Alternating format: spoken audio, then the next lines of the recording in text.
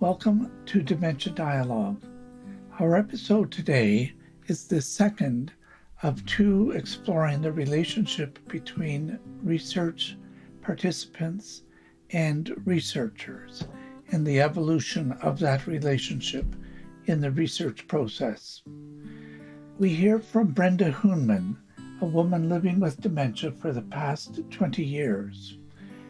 Brenda has collaborated with Dr.Sherry Dupuis, a professor of recreation and leisure studies at the University of Waterloo, and the two join me in conversation. My name is Brenda Hounman, and I live in Paris, and I was diagnosed in the year 2000. I'm a single mother of two children, one of whom was still in school at the time. And the reason I got involved was I volunteered my whole life in one way or another. And my dream when I retired was to really fill up my retirement years with being able to volunteer. And I found out very quickly that with the diagnosis of dementia, that I wasn't accepted as a volunteer anywhere. But there was a small ad that was requesting, that had been posted by MAREP, looking for volunteers. And I applied for that. And that was in 2002. I'm Sherry Dupuis. I'm a researcher and a professor in the Department of Recreation and Leisure Studies, and also co-lead a culture change program called the Partnerships in Dementia Care Alliance.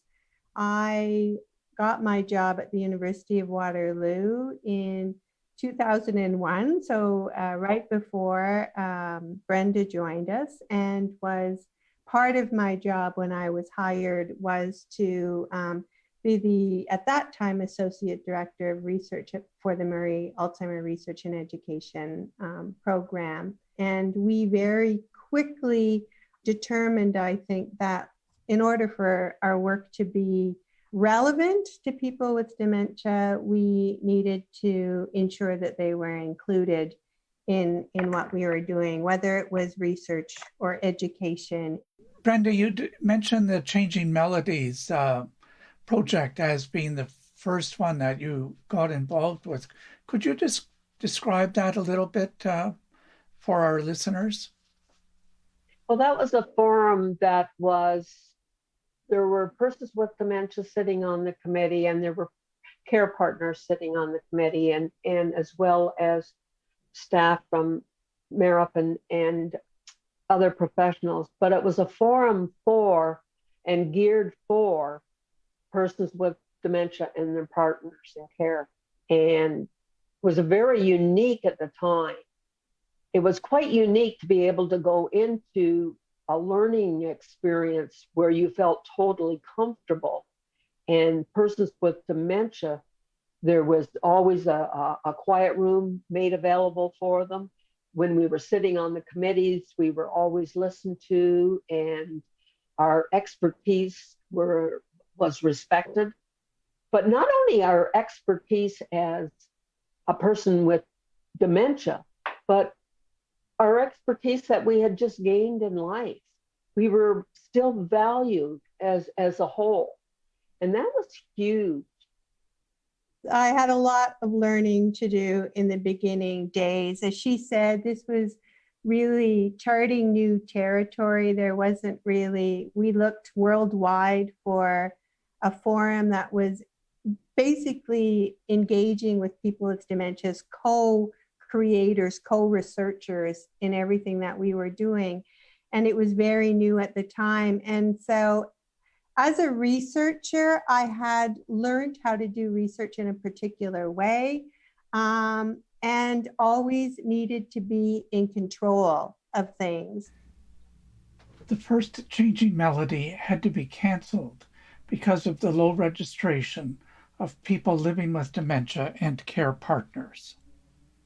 And I had to learn actually a really important lesson. It was a difficult one that people with dementia that we were working with taught me that I needed to have faith in the process and the people that we had brought together in that process and particularly with people with dementia, to be able to lead the process.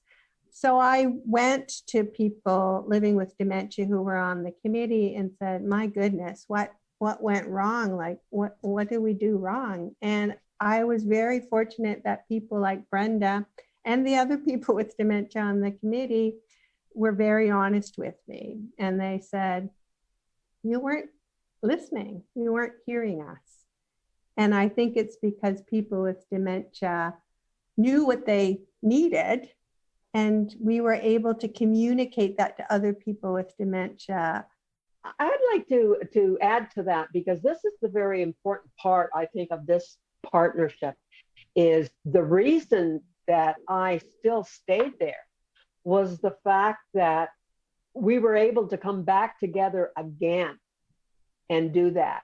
That was large steps taken that other people and other professionals at the time were not willing to take. I can remember coming up against brick walls when I was trying to approach on different ideas that we might do, and as did other persons with dementia that I was talking with, and that was huge at that time, to be able to sit down and have those discussions. And there's nothing wrong in making mistakes. It's that you learn from those mistakes that's important. And that was all we wanted to hear, was a willingness to keep trying. Because that's how you come across these great ideas, is the perseverance to do that, to admit you made a mistake. Now, what can we do working together to fix it and move forward? And that was for the first time that we were having that sense, as if we were having a feeling that we were treating the same as we would have been without dementia. And that was a remarkable step. And even after all these years, we don't always get that. And there's only pockets of that kind of thinking around. Could you maybe describe another project that you've been involved with, apart from Changing Melodies, where you've brought some of these learnings and principles and that you felt engaged in the same kind of way? Well, I can't help but bring the one forward that is the closest and dearest to my heart, and that's the Bias Forest Guides. And this is another unique thing that Sherry had the foresight to see. A group of us were working on these guides, and we had established that we wanted to do this, and we were working on our own on it as a group. Brenda recalls the group approaching Sherry and other professionals for an endorsement of the guide they were working on. When asked, Sherry went further and offered to help out with printing and distribution, while leaving the project in the hands of people living with dementia. What's unique about those guides is there's different layers to it. So people with dementia can get involved at different levels and be comfortable in no matter whatever level they feel comfortable in. So they can do it totally anonymously. They can do it through just answering written surveys and questions. They could do it by telephone. They could do it by one-on-one interviews. We had some groups that came back guide after guide, and those people read some of the first guides and were so ecstatic to think they were now involved in participating in one of the newer guides.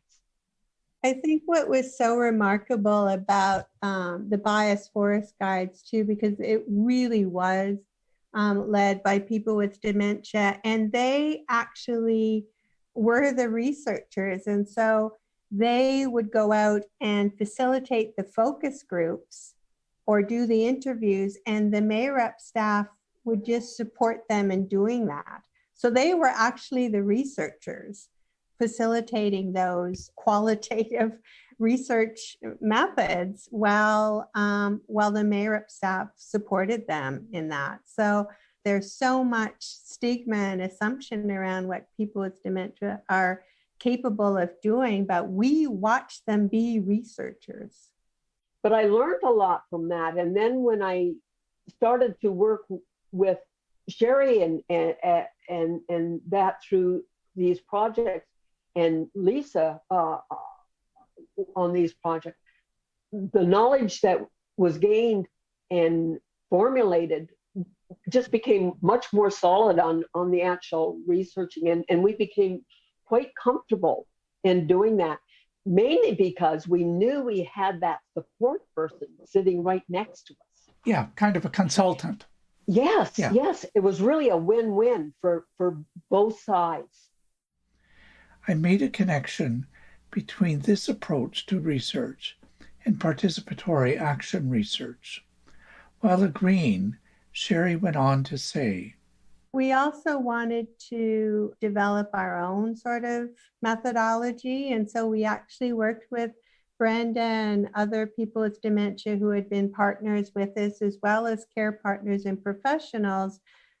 We did a lot of research with them. We had a number of all-day or half-day workshops where we really explored what were the things that really supported people with dementia as co-researchers in the process, and what were things that were really challenging. And we were able to work together to develop the authentic partnership approach. So it draws a lot on the principles of participatory action research, but also I think adds some very specific things that we need to be thinking about in order to support people with dementia in being co-researchers and being valued for the expertise they bring to the table. The authentic partnership process really emphasizes that if this is going to work, all diverse perspectives have to be valued, and then we need to work together to figure out how we address conflict. And so we've had a number of issues where care partners, they have experiences with dementia as well, right? And so they would often bring their experiences together, and we had to find ways to say, okay, how can we balance ensuring that the voices of people with dementia are privileged, but also not forget that family members also are experiencing them alongside, but how do we make sure that that happens in a respectful way? Because the stigma is taken up by everyone, people with dementia, family members, professionals, researchers. So how do we make sure that what we're bringing forth does not perpetuate that stigma? Or anyone in a PAR process can choose how they want to participate, and it's all valued. And so, like she said, we would spend a lot of time exploring people's strengths and abilities and talents and how they want to support the project, and then try to include them in that way and not be concerned if they didn't want to participate in other areas. So some of our people with dementia would participate in analysis processes, in data collection, in designing data collection strategies, in writing. Other people would not. They would say, no, I want to come to these meetings and I'll help with designing the plan and making decisions about the plan. The Bias Forest Guides have been very popular, and the group is now working on the 15th guide. Sherry said that over time, they have learned to offer participants different levels of involvement. Also, more time is needed to get tasks done. Communication, especially nonverbal communication, always needs to be recognized and valued, and there is a need for critical reflection all along the way. Brenda added that each new guide brings a new group with a mix of old and new members. Queuing is important to help people remain focused on the item at hand. Guide 15 is created entirely online, a new experience for everyone. While it has had its challenges, it does facilitate participation, especially from people in other regions of the country. There was always something with each guide. And the great thing about this partnership is that we have that support person sitting there to assist us with those situations. We lose track of what's happening, or we're rambling, and sometimes time schedules don't work well for persons with dementia. So that's another thing that has been very important, to have that support person there, is to try to keep us on track. But they also have to appreciate the time schedule for what would have been done under normal circumstances in business don't work with persons with dementia. You have to have a longer time schedule for it. So time schedules are very important as well. I asked Sherry about other research projects where the principles of authentic partnership have been applied. Well, there's the Living Well with Dementia project that we work together on, using authentic partnership to guide that.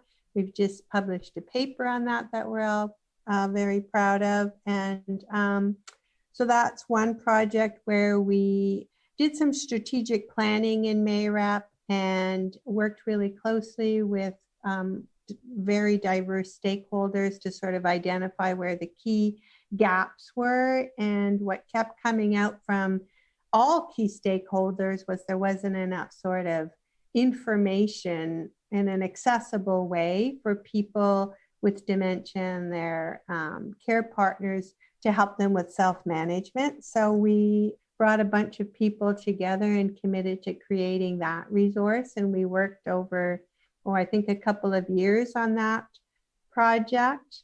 But the other thing that I've always been really interested in as well is, because people with dementia don't only live in the community, they live in long-term care. So we wanted to see whether or not the authentic partnership model would work in long-term care. And we worked with about 5 or 6 different long-term care homes, and brought the authentic partnership approach to those homes. It's extremely much more challenging in those settings, but we learned a lot in that process as well, in terms of how to engage people with dementia in different ways, but also the importance of having those champions within those homes to support people with dementia in participating, and the leadership to do that. And that's where those processes don't go so well when those supports and champions aren't there. The beauty about MAREP, and I think, was that we could champion that, but we wanted to see what happens when we try to teach this to others and have them champion it. What are the hurdles that are still out there that prevent the kind of collaboration, or perhaps not prevent it, but don't, nurture the kind of collaboration that we might be wanting to achieve in the development of new ways of supporting people, the development of new knowledge about how to do that?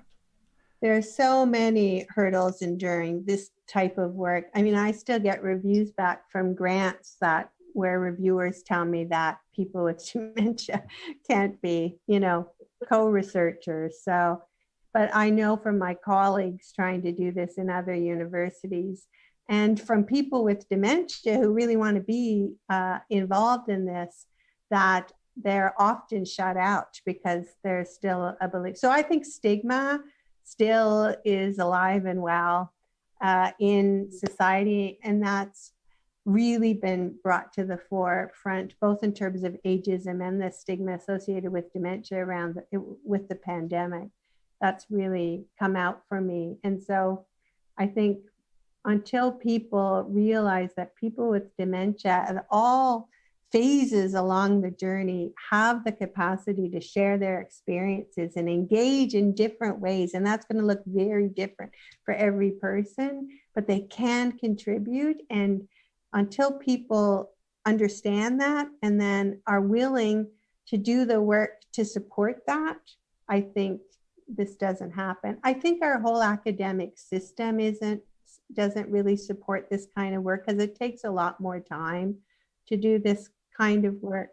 Brenda, what are your thoughts on your observations of obstacles that have yet to be overcome or may reappear when you think you've resolved them? I think the obstacles are very broad. If you take dementia and put it aside, the obstacles in trying to get something and work together with a group of people are compounded with each marginal thing that you add to it. So it's out there. And when you're working as a specific group, groups especially that don't have a visual, so when you don't see dementia visually, like mental health is in that same category, you don't see that visually, I think are more difficult. But it's to the root of how we've evolved as a group of people. It really is root-based. So that social exclusion or stigma, is a word that's often associated. Yeah. But you just think of, like, as I said, I come from a business background, and you just find sometimes people are like-minded and they can come together and they can have great success working together. The more people can work together and the larger number we have on that same wavelength, the more we're going to make changes. So what advice, Brenda, would you give to a person with dementia or perhaps a care partner who might be wanting to become involved? I think what has to happen with people that want to get involved in these things have to have a level of acceptance and be comfortable with themselves just as anybody would.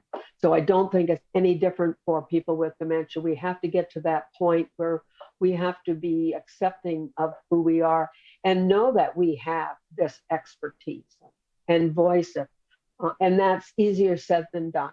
But the more we can encourage people to feel good about what they still can do, the more people we're going to have that are going to be willing to step forward.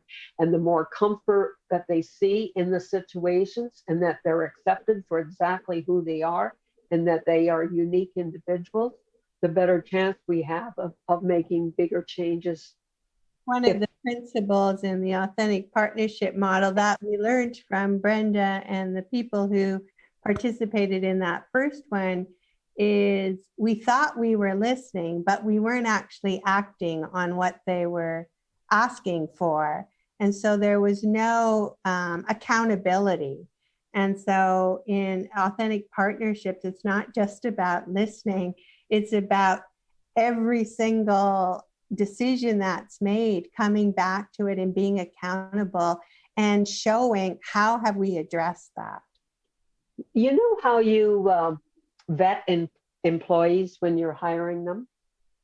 Well, when you're doing a situation like this, you should be basically doing that same thing. Both parties should be having a discussion and to see if you can fit together on it. That kind of goes back to your earlier comment, Brenda, about people feeling confident that they've got something to contribute and to check out the situation to see whether the other person feels the same way. Yeah. And yes, when you have a disability, you lose that confidence. And you know why we lose that confidence? Because everybody around us is telling us we can't. So that just adds to it. Sherry reinforced the way that stigma undermines the confidence of people with dementia and the sense that they have nothing to contribute. So in those spaces, in these research spaces, we can continue to tell people that and show people that they still have value in our world and they still have so much to contribute. I think it's really important not just to have one single person, to invite more than one person.